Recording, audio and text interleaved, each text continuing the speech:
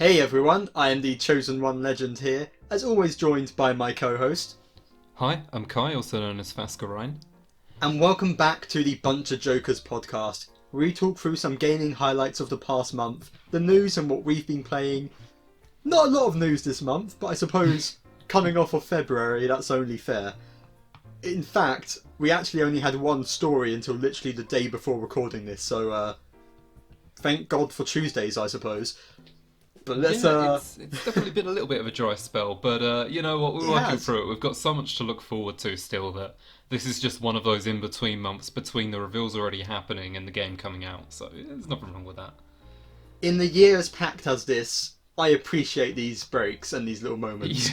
And that's something that's going to be very relevant with one of our stories later, but let's just get started with our first segment. Before we do, I shall remind you that there are timestamps in the description below, so if you want to hop about between the different sections you can. But we're going to crack on with Can't Have a Podcast Without News Baby, where we go through some of the news highlights, the few that there were this month.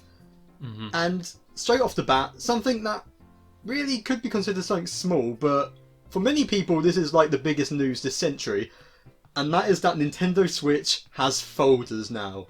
It finally happened after 5 bloody years.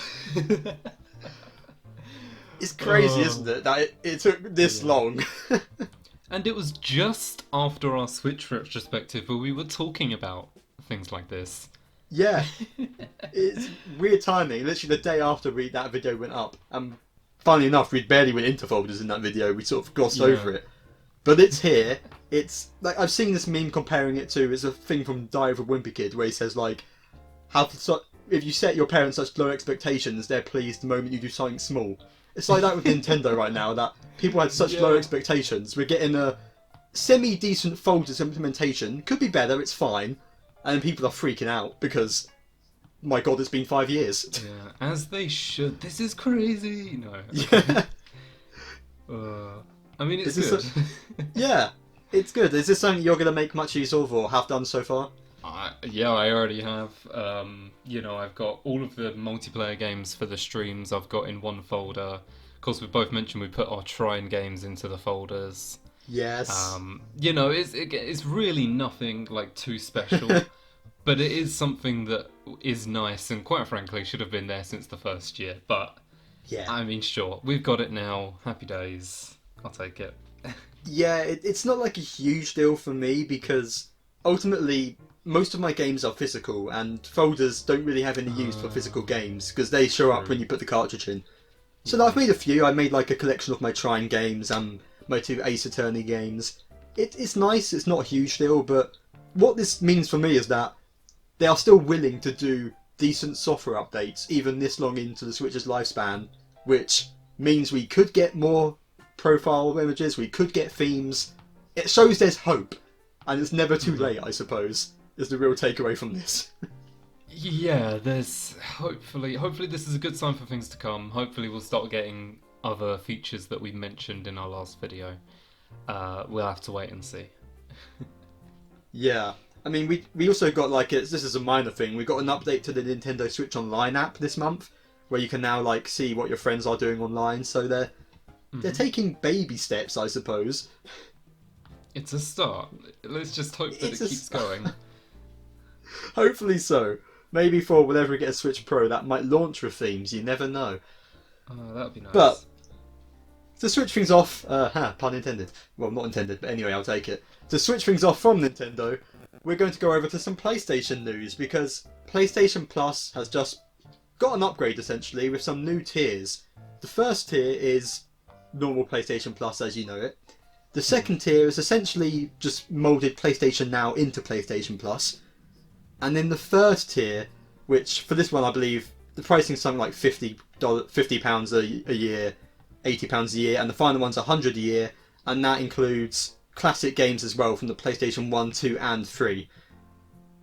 Interesting. Do you have any interest in this, Kai? What are your thoughts on this new PlayStation Plus?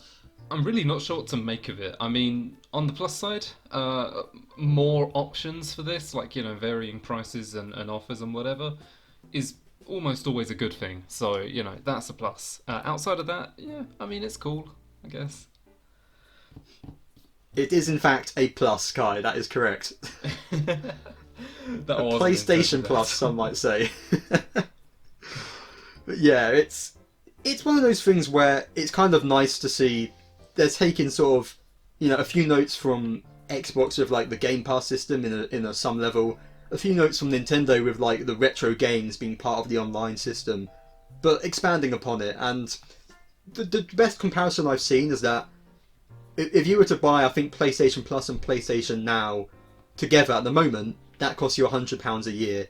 This costs you £100 a year, but it's got some more features that both of those two didn't.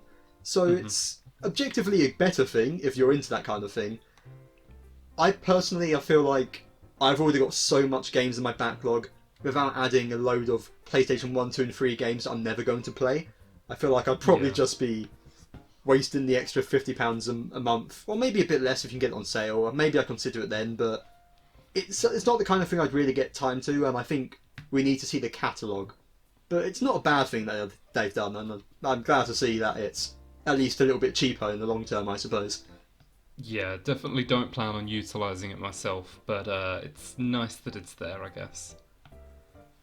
I have seen mentioned though that if they get like Xenogears and Xenosaga or something on this, because they were PlayStation releases, yeah, I would probably pay out for a year for that. I would probably suck up the £50. And that's really what it comes to. Is there going to be enough stuff on it that's worth paying that amount of money for? Depends on your person, but it's interesting. Next stop, Nintendo, give us like Wii and DS games and stuff on your online. That's never going to happen. It took us like 5 years really, to get Nintendo 64 online, so I'm not optimistic. But true, agreed. It's something. But back to Nintendo here, and let's dial things down a bit for some little bit of a downer news, I suppose. Not too surprising though. Breath of the Wild 2 has been delayed out of 2022 to spring 2023, whatever that means. People are theorising it could be March, like the original, maybe April. You never know, but I think we were all expecting this might happen, right? Yeah, and the number one emotion I felt when I saw the news was relief. Yeah. I think that's some people, again, got the backlogs and everything, and especially Xenoblade coming out in September as well. It was like a bit of a concern that these two huge games are going to be released around the same time.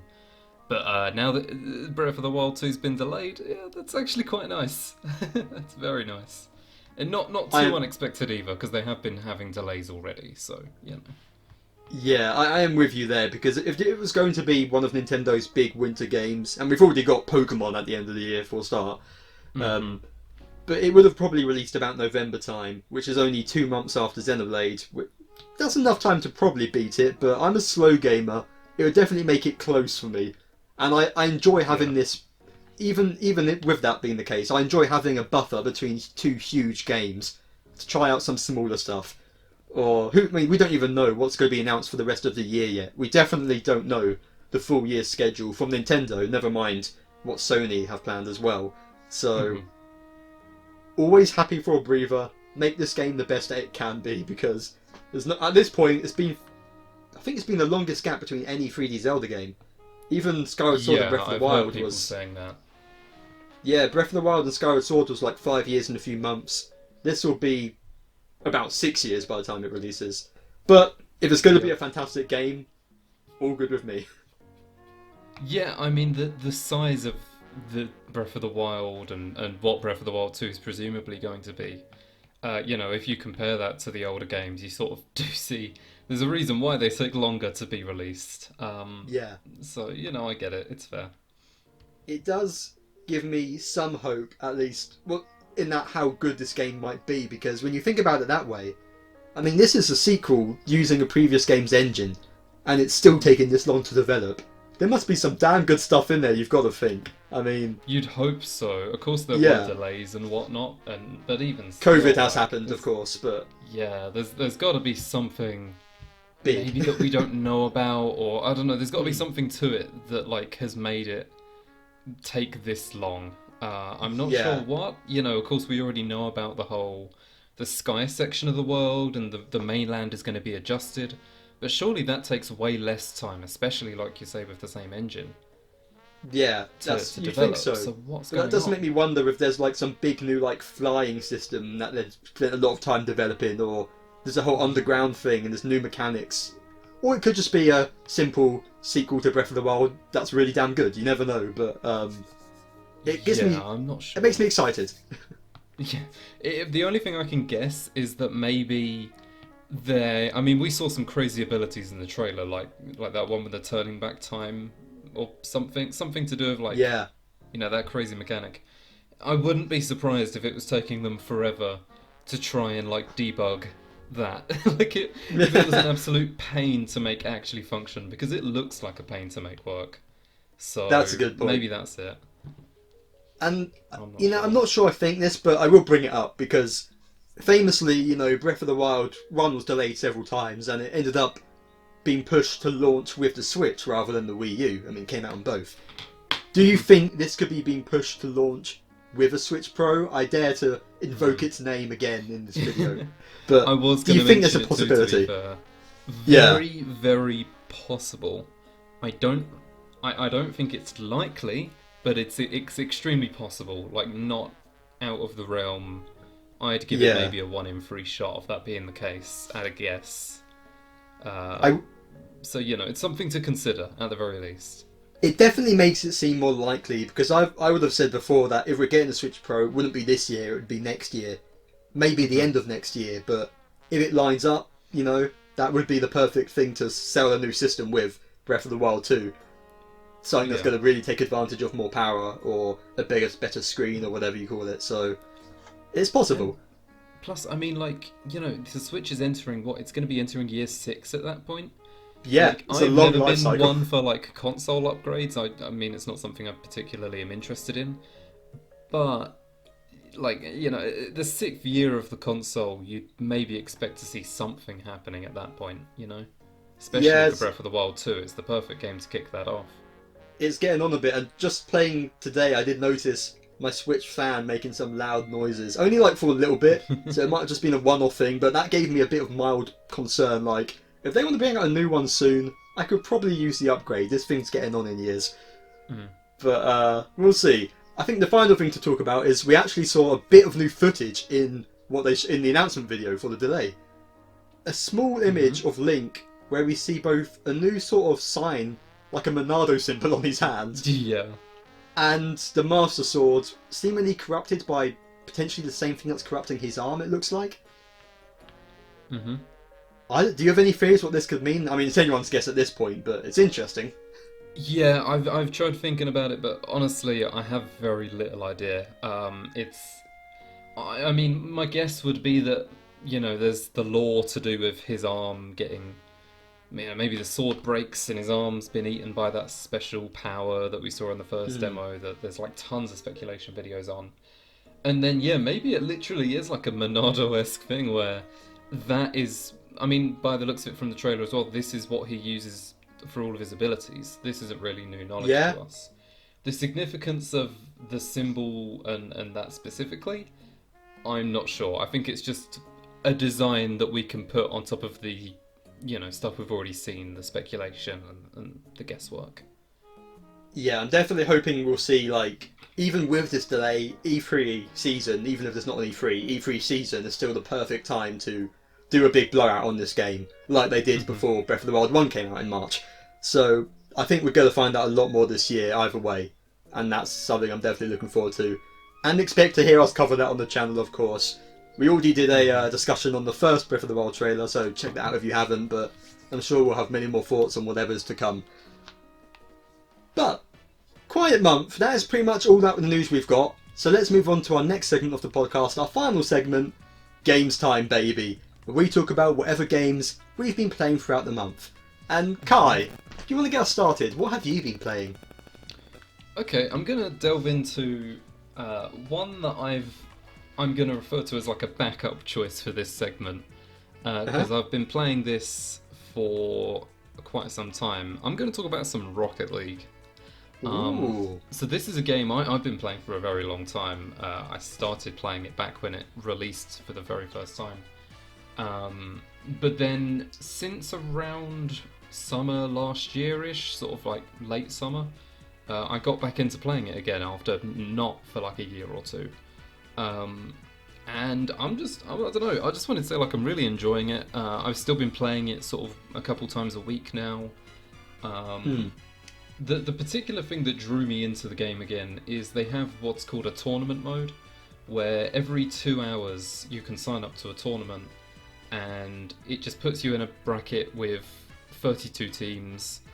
If you're not in a team, it just automatically gives you one, and then you just see if you can win. The further you get, the more points you get, which you can then like cash in for cosmetics. And just, I don't know, I think that's the thing that I've been looking forward to most when I've been playing it. I've sort of been scheduling when I'm going to play it around these tournament times, and it's been a really nice touch that the game didn't used to have, because I kinda get sick of playing ranked from time to time. So it's nice to have like less pressure in the game, while also still it being competitive, Yeah. What do you play on, out of curiosity? What console is your go-to? When I first played it, I used to always play on the PS4. That's the one where I've spent about like 30 quid's worth on cosmetics back in the day.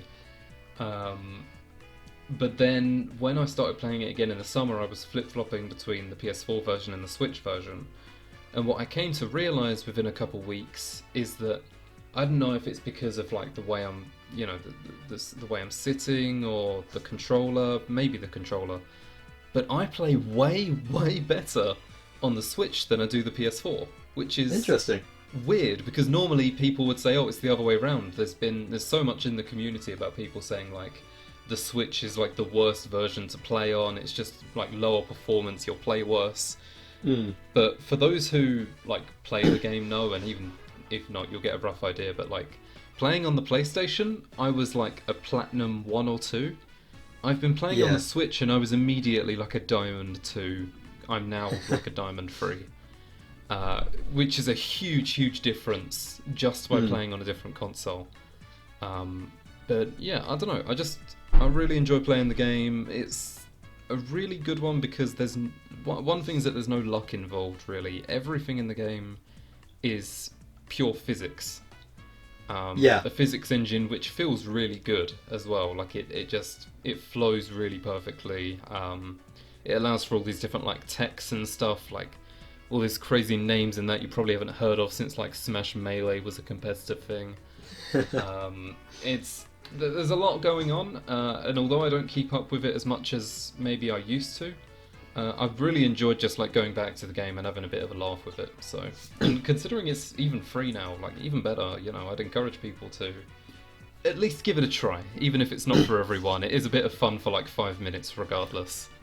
Yeah, I definitely tried it out on the Switch when it sort of came out on the Switch, and I think I uninstalled it just because there are a lot of updates that take up a lot of space on your Switch, so you've got to get an SD card there. But it was a lot of fun, even as someone who's not very good at it. And I always enjoy whenever like our friend Tom Be More Duck brings it up on his stream or something. It's always a fun game to just sit and watch people like yourself, Kai, do some crazy shit. Where I'm like, how on earth did you rocket off the ceiling and get it in the net from there? I have no clue, but it's impressive. And it is true what you say about sometimes you just find a control scheme that just somehow makes you better. I always find like with Mario Maker, I do so much better when I'm in handheld for some reason than I am using the console, which is weird because usually a Pro Controller is a much better controller, but sometimes you just find those games where a certain layout works for you, and it's always nice when you manage to pull something off with it. Yeah, I'm with you there. So just, overall, it's not something I've been playing particularly intensely recently. It's just, I have been consistently playing it every week and just enjoying it. Like, it's just, again, good game, good fun. Speaking of good games, in fact, some may say great games.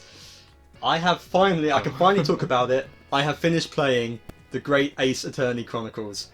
It took me 3 months, finished it, and holy shit, it's great. It is so good. I mean, I came off beating, because of course it's a compilation of 2 games brought together, although they really tell one big story. And I came off the first game, which I know you've beaten, Kai, where thinking, this is great, I'm really loving this, I'm ready to go on to the next one. After finishing the second one and seeing the whole package come together, this is honestly one of my favourite games I've ever played. It is up there with like Xenoblade and Breath of the Wild. This is a year where Xenoblade 3 is releasing and Breath of the Wild 2 isn't anymore, but it was going to be. And I still think both of those would have to work damn hard to challenge Great Ace Attorney for my favourite game I played this year. I think they might manage it, but the fact it would even be close is a testament to how great... I keep saying that, but it's fitting. How great a game this is. Yeah. It's really good. I mean, the gameplay, of course, is fantastic. Working out the things, being big brain, or not big brain in some cases. You know how it is, Kai. It varies. Mm-hmm. Yeah. But ultimately, of course, it's a visual novel. The key of it is in the presentation. And you've got things like the dialogue, which is so perfectly written for each character. Even like different accents in the UK having different dialects written out is all very well done. Of course, you got the over-the-top exaggerated character designs and their weird poses they do, which, again, to go to your streams, Kai, I love how you've just got these gifs of all the characters laid out at the bottom. It's Yeah, the only reason I've got them there is because the animations are so funny.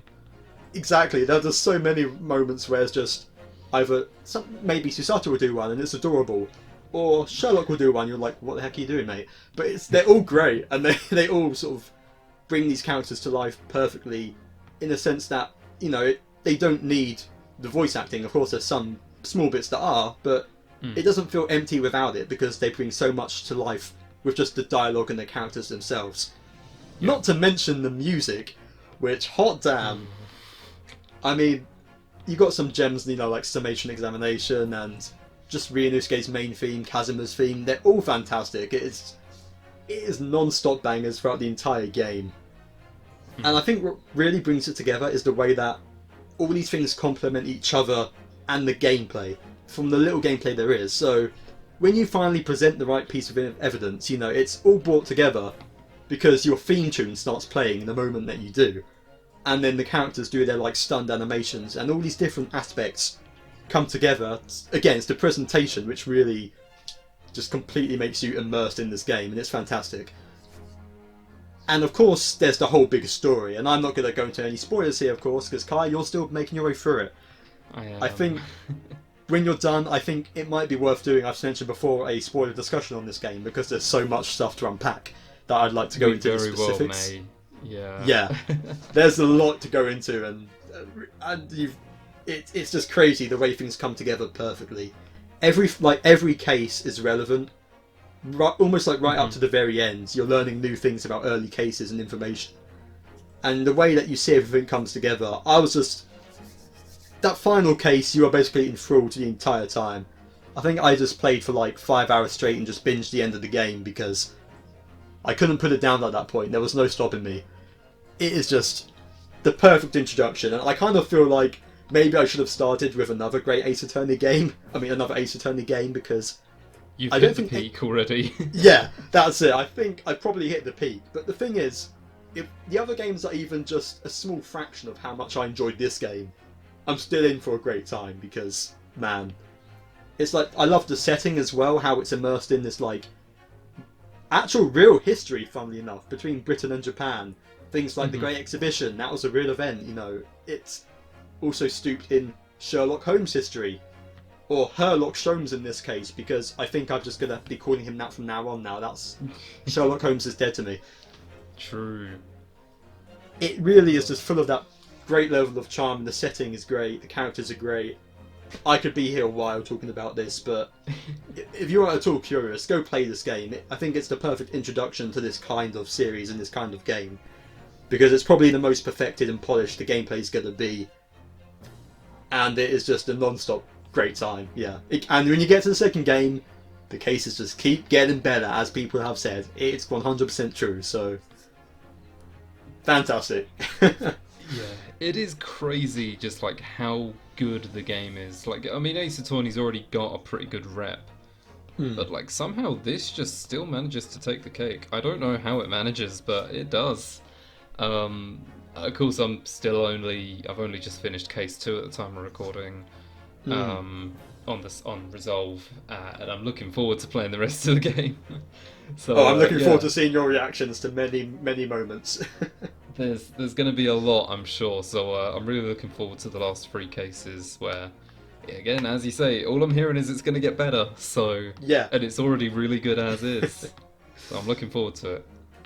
It's fantastic. Like the only criticism you can really throw at this game, I think, is just sometimes, I will say that whenever you make a mistake in a case, and maybe this is just me coping, but I feel like 90% of the mistakes I make are partly the game's fault. Just because the nature of the game, sometimes you'll come up with a theory which is a valid theory, it's just not the one the game wanted. Or you'll get the right idea, but you're ahead of the game, and you post something a little bit too early. That one. It happens you're a like, lot. This is a valid reason. Why is it not allowed? And to be fair, I mean, there's only so much things they can program into the game. They can't account for every theory, so it's gonna happen in a game like this. It's the amount of times that you actually figure it out perfectly is still bloody impressive. So all in all, it's not like it's a poorly designed game or anything. And when you make these mistakes, if you really want to, just save and reload. It's fine. You can counteract the bullshit. It's not a problem. It's nice and simple. It's not like it makes the game unplayable. It's very far from it. Exactly. I guess the only other thing is I am sort of, and maybe it's just because I'm reading it all out on stream myself, but I am sort of half wishing that they did have voice acting, because I do actually really like the parts where they have the voice acting. It would have been nice if that was through the whole game, because then my vocal cords wouldn't be dead. But it's just like that's a nitpick thing. I do wish there was at least a little more. And one thing is, you might have noticed, is that the first game has these really nice animated cutscenes, but they only play a very few times, and they're not even in the second game. So I kind of miss those. I wish there was sort of more of that. Or just make an anime of Great Ace Attorney. Honestly, I'd watch it. But I know they did that for the Ace Attorney trilogy, or some of the original Ace Attorney at least. But it's really a great time, and you can get it. It goes on sale pretty regularly. It's on PlayStation. It's on Switch. It's probably on Xbox or something, I'd imagine. Get this game. it is great. So yeah, agreed. But have we got anything else? Anything else you want to mention, Kai? Any other games you're playing you want to talk about, or are you going to save it for next month? I'm going to hold it there for now. I will say I've been playing through Triangle Strategy, like we mentioned before starting recording. But I've played through the game once already, but I haven't got the whole story yet, so I'll hold off talking about that until I've completed it fully. I'm sure it can be a while. I wish you luck in your endeavours, Kai. Thank you. But that does bring us to the end of the video. A nice short one for once, makes a change. So thank you so much everyone for watching, and please stay tuned to BunchaJokahs for more content in the upcoming months. Our regular podcasts, our reactions to any Nintendo Directs, and different videos and gameplay series. We've got Mario Party coming up eventually, hopefully, and it should all be good fun. Gotta give a big thanks to Kai for once again being my co-host. Where can they find you at, Kai? Twitch.tv/Fascurreyn, but I'm playing through Great Ace Attorney with breaks in between each chapter, but let's just say the game is long. We'll be here a while. Yeah, we'll be there for a while, that's very true. It's all good stuff though. Come check it out. It's a lot of fun to watch. And there'll be links in the description below, of course, to that. And of course, a huge thank you again to Sam, our graphic designer, who does lots of work on the thumbnails and the logo and all the channel graphics you see in these videos. So thank you once again, Sam. And that brings us to the end, so thank you for watching. We'll see you in the next video here on YouTube, Spotify, wherever, under the name BunchaJokahs. Check us out. We'll see you guys then. Goodbye. Bye.